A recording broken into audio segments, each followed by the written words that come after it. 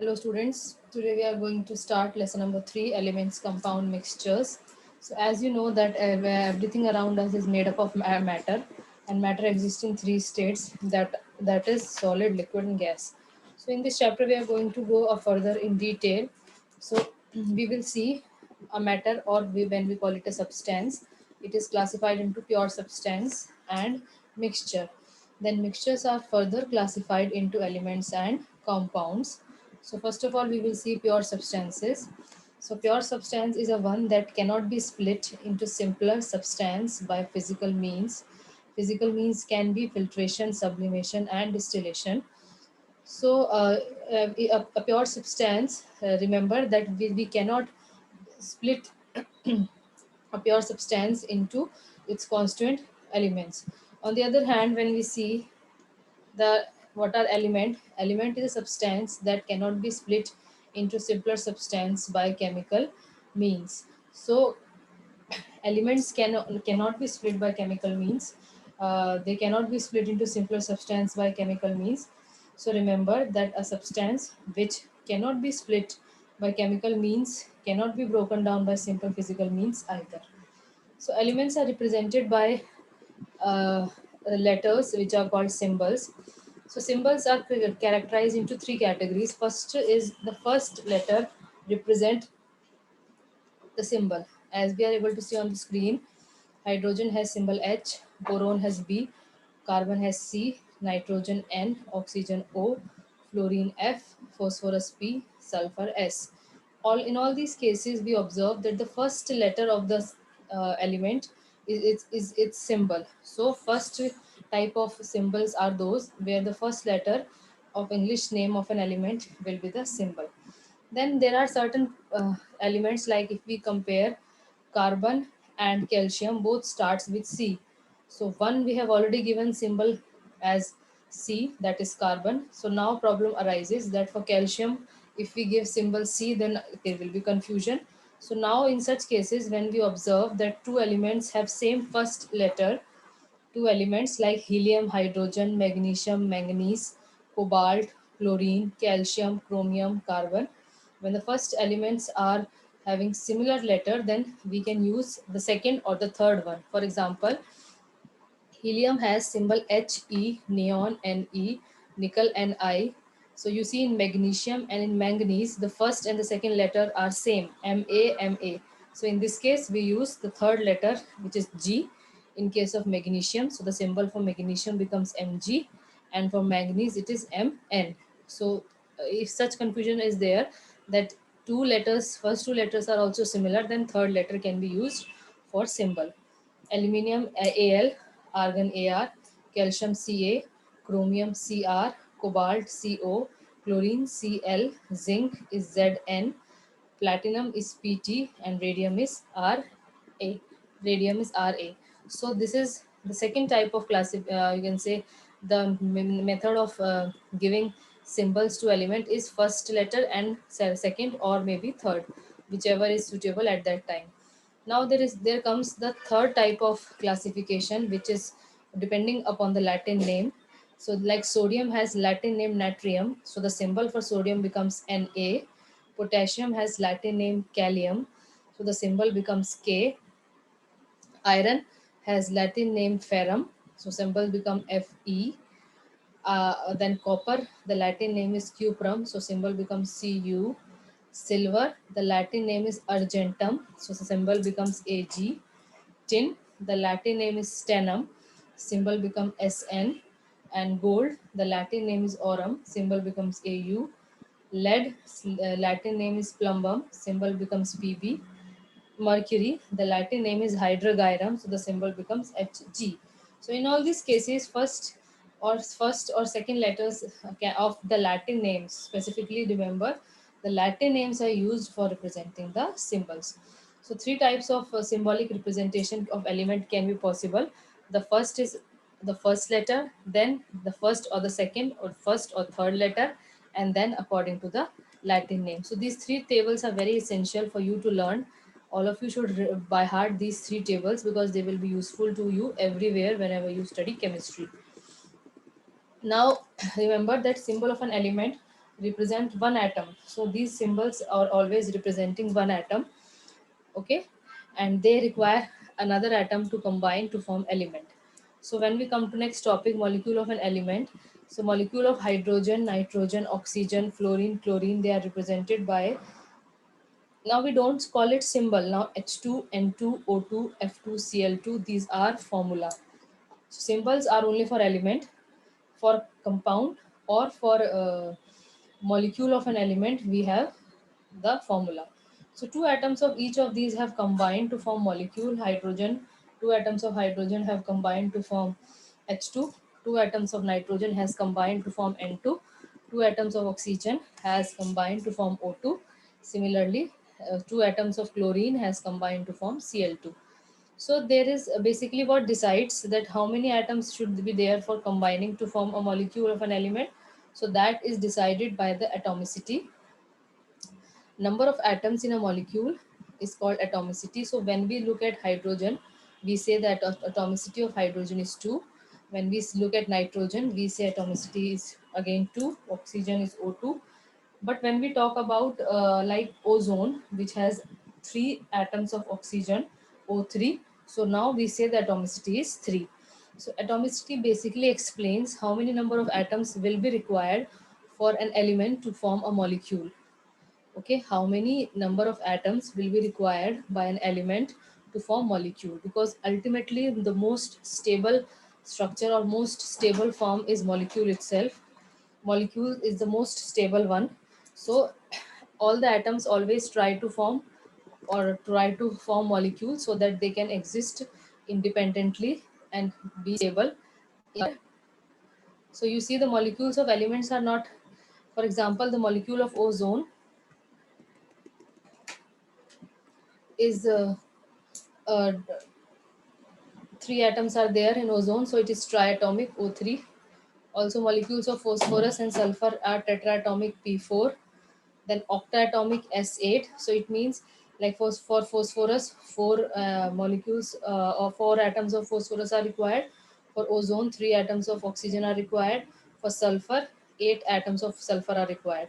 So according to the number of atoms required, we can give them atomicity as monoatomic, diatomic, triatomic, then P4 is tetra, and S8 is octatomic. On the other hand, when we talk about noble gases like helium, neon, argon, krypton, xenon, radon, then they all are monoatomic, means they do not require any atom to combine with them to exist. They can exist on their own, so they have atomicity, monoatomic, they don't require any other atom, one. They are themselves sufficient. So this is about atomicity and molecule of element. When we talk about a compound is substance that can be split into simpler substance by chemical means. So we can split a compound into simple substance, but by chemical means, not physical means. Okay, remember, we can split a compound into simpler substance only by chemical means. So it is the element that are simplest substance. So compound can be formed when two or more elements combine among themselves. For example, hydrogen and oxygen, when they are kindled or a burning splinter is brought near them, then they form compound water. Carbon and oxygen, when they combine or when carbon is burned in the presence of oxygen, carbon dioxide is obtained. Similarly, sulfur, when it is burned in the presence of oxygen, sulfur dioxide is obtained. So here, water, carbon dioxide, sulfur dioxide are compounds, and they can be split only by chemical means. So compounds are represented by formula, just like symbols are represent elements. Elements are represented by symbols. Compounds are represented by formula, and the formula indicates how many types of atoms will be there. Like if you are able to see water, its formula is H2O. It has 2 hydrogen and 1 oxygen. Carbon monoxide CO, 1 carbon, 1 oxygen. Carbon dioxide CO2, 1 carbon, 2 oxygen. Sulfur trioxide SO2, sulfur dioxide SO2, 1 sulfur, 2 oxygen, and sulfur trioxide SO3, 1 sulfur, 3 oxygen. So a formula tells us about how many number of atoms and which all types of atoms will be present in that particular compound. Like sodium chloride has NaCl, calcium oxide, which is also known as quicklime, has CaO. Then zinc chloride has ZnCl2, calcium chloride has CaCl2, hydrogen chloride, also known as hydrochloric acid, which is used as a bathroom acid, is HCl. Sulfuric acid is H2SO4, nitric is HNO3, sodium sulfate is Na2SO4, sodium hydrogen carbonate baking soda, which is used in our home for in the cooking purpose, has NaHCO3. So this H is present, that's why it is known as hydrogen carbonate. Otherwise, NaCO3 is hydrogen is sodium carbonate. But because of presence of this hydrogen, it becomes hydrogen carbonate. Plaster of Paris, CaSO4 dot half H2O POP, which is used as white cement in our home. So these all are the formula of compounds which you should also remember and learn by heart. Then there are certain characteristics of a compound. First is that a compound can be split. You can split a compound into the constituent element only by chemical method or only by chemical means. Example is electrolysis of water, in which hydrogen and oxygen are separated and collected in different jars when electric current is passed through them. So that method is electrolysis and is a chemical method. Physical methods like filtration, sublimation, distillation, which we will discuss further in this chapter, they cannot be used to separate a compound. So a compound can be split into simpler one by only chemical means. Then they combine in a fixed proportion of their atoms to form compound, like hydrogen and always combine with oxygen in the ratio 2 is to 1 to form water, and carbon, it combines in 1 is to 2 to form carbon dioxide. Also, they always combine in fixed proportion by mass, like 1 gram of hydrogen, it reacts with 8 grams of oxygen to form 9 gram of water. This is fixed. In wherever in any part of the world you go, or whoever is trying to make water, the person has to use same method, same measurement, same mass. Otherwise, this is not a compound which you are trying to make. Similarly, hydrogen and oxygen in water has the ratio of 1 is to 8. 3 gram of carbon 3 gram of carbon react with 8 gram of oxygen to form 11 gram of carbon dioxide. So again, the mass ratio is becoming 3 is to 8. So as matter can neither be created nor be destroyed, it can only be transformed from one form to another. So that's why this remains constant. Then the properties of compounds are entirely different from those of its constituent elements.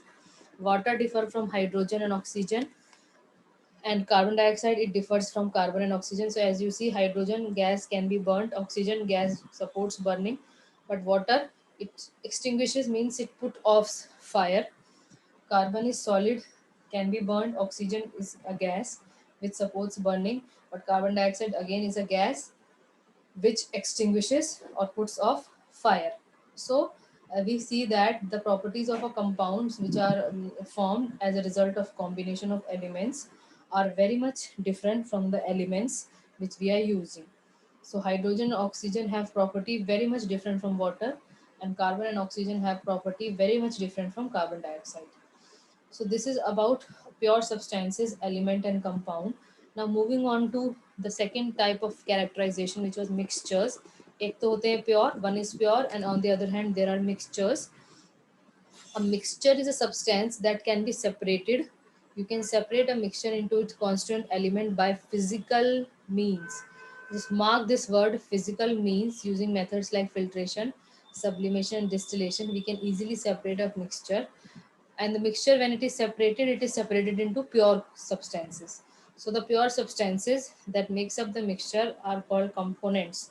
So the components of the mixture are those pure substance which mix together to form mixture. If I say an example, like rice and small black color stones in rice, these two, when I mix, they form mixture. So mixtures are rarely found on their own. They are usually mixed to form mixtures. Air is a mixture of gases. Water is also a mixture of salts of calcium, magnesium, and some dissolved air. Sea water is a mixture of large number of salts, including common salt with water. All soils, rocks, and minerals are mixture of variety of substances. Plants and animals are made up of mixtures of very complicated substances. All things we eat, raw or whether cooked, are mixture of large number of substances like carbohydrate, protein, vitamins, salts. Milk and blood are also mixtures. So man has made many mixtures that are more useful than pure substances. For example, alloys are stronger than pure substances. What is an alloy? Alloy is a material, underlying this, prepared by fusing a metal with another metal or a non-metal, followed by cooling, and hence is a mixture. For making jewelry, gold is alloyed with copper and silver. This you remember, that gold is pure 24 karat gold is never made into jewelry. It is mixed with some amount of copper and silver because pure gold designs cannot be made. Steel, which is an alloy of iron, carbon, manganese, is stronger than iron, carbon, manganese. Cement is a mixture of compounds of calcium and aluminium and is more useful than calcium and aluminium. Medicines, soaps, detergents, fertilizers, pesticides, all are mixtures and hence are very useful in our life. Without mixtures, we cannot imagine our life to exist. So there are certain characteristics of a mixture. The component of mixture may be present in any proportion. So now we will compare with compound and study. As I told you, the compounds, the proportion is fixed, it cannot change, but in mixture the proportion can change. If I am making a mixture and some other person is making a mixture, then there may be chances, and it is okay if the composition changes, because if I'm making a sugar and a water solution, then if I wish to add 1 spoon of sugar but some other person wish to add 2 spoon of sugar, then also the solution will be sugar and water. So like this, depending upon our choices, we can change the composition of mixture, which is completely allowed. So air contains more carbon dioxide in industrial area as compared to village or countryside, because it is a mixture and can vary its composition or proportion. The component of mixture coexist. They remain with each other, but they do not react with one another, and hence they retain their properties also because of this. For example, hydrogen, when mixed with oxygen, and if there is no reaction taking place, then water will not be formed. Unless you introduce an electric spark, water will not be formed. Similarly, soil does not react with water when they mix to form mud. Then component of mixture retain their property. For example, a solution of salt and water is salty in nature. Again, the salty properties is maintained. Sugar and water solution is sweet in nature. So sweet and watery properties maintained. So and a solution of salt with salty and water is watery. So the property or the original color, fragrance or taste, these are completely maintained, no change if you form a mixture. They can be separated by physical methods like filtration, sublimation, distillation, which we will study in further in this chapter. So component of mixture can be easily separated. In fact, depending on the properties of component, there are various methods used to separate them. We will soon learn about these methods. When we talk about types of mixtures, mixtures are usually classified on the basis of state of components. If two or more solids are mixed, the resulting mixture is called a solid mixture. Example, mixture of sand and salt. If two or more liquids form, then a liquid mixture is formed, like oil and water, milk and water, they form liquid mixture. Two or more gases, if they mix, then they form gaseous mixture.